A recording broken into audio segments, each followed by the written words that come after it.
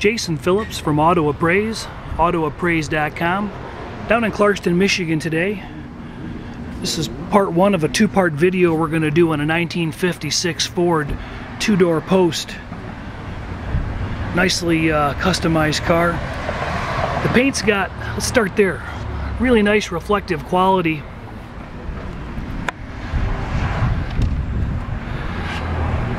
As you can see, going down the side of the car, the reflection is very, very nice. The car is almost as nicely sanded, almost sanded as nicely, rather, down low as it is up high. Slightly a little more visible orange peel down low, but none too detracting, none you can really pick up on. The car's visually straight going down both sides. All the chrome and stainless has been done on the car. The car's got very good magnetic adhesion. We stuck a bubble magnet all around the vehicle. And we ran a digital paint meter as well. The car's got a small swell, the bottom edge of the door. A little crack right there. This is an original filled seam from the factory. But the lines are very nice and appropriate. The doors close literally with a two-finger effort, and that's with the car ramped up right now. Got a little innie ding on the trim right there from where it's being held down, but the windshield's been replaced. All original faux Moco glass. A few little hairline scratches up on this piece here, and a couple hairlines here and there. It's got an aftermarket tint with a real small little bubbles, but again, none too detracting. It appears that all the trim got pulled from the vehicle prior to repaint, except these corners and probably these side pieces around the rear glass. And then these rubber seals, they were actually touched up and painted over. Otherwise, all this trim appears to have been pulled prior to the vehicle's repaint. Very nice, straight body presence going down both sides. Good alignment. Got some stainless inner fenders that were made. Take a peek while she's still ramped up. These Fords are notorious for the, these are the floor supports. They're a triangular unit.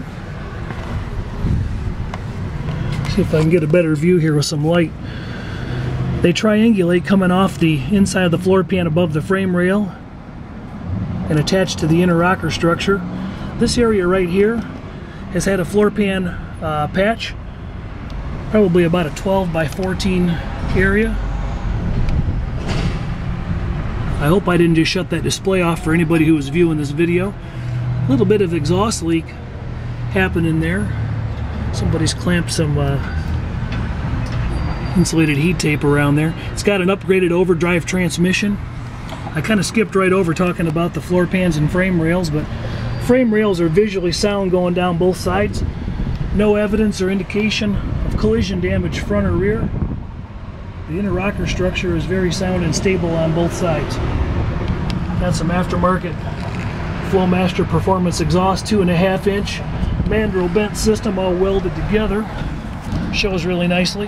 You can see maybe just a little more orange peel right down in this area as opposed to the rest of the car, but it's very subtle, hard to really fault it for that. Underneath the hood they stuffed a 351 Windsor custom panel. It's an aftermarket battery with a ground disconnect, Holley aluminum intake, dual feed chromed Holley carburetor, 650 or 750, I'm not sure which. Custom headers all put together real nice. Upper control arm bushings look like they're in really good shape. Those were rebuilt. They deleted the panel there and put vintage air underneath the dash. But all the wires and hoses are retained nicely. Shows very nicely under the hood. No active leaks seen up underneath the hood compartment or below.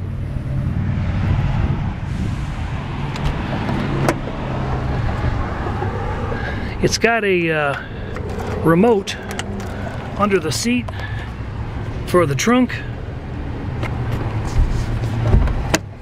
which can be keyed off. kind of cool.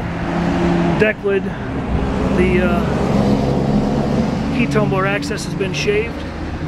Carpet kit matches the interior of the car really nicely.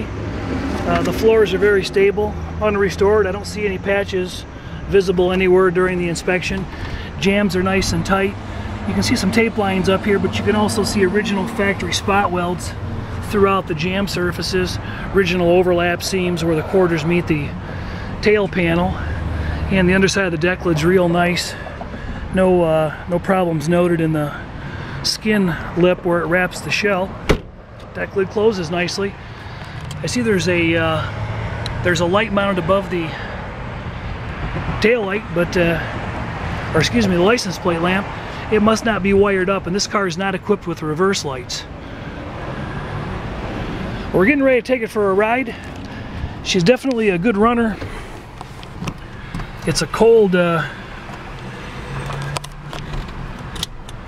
put her in gear. Got a nice little lump to the carb. As you can see, our temp hasn't come up yet and our oil pressure is just starting to build. Car's been sitting still for about 3.5 hours during this inspection. It looks like we got cold oil pressure about just under 60 pounds. Like you said, our temp's not really even coming up yet. It's going to take a few minutes there. Voltage gauge is charging, and fuel gauge appears to be working. We went around, all the lights on the car work, the wipers work, the radio works. I didn't have a cassette to try. The horn is in op, and again, there's no reverse lights on the car. Got a healthy little rumble.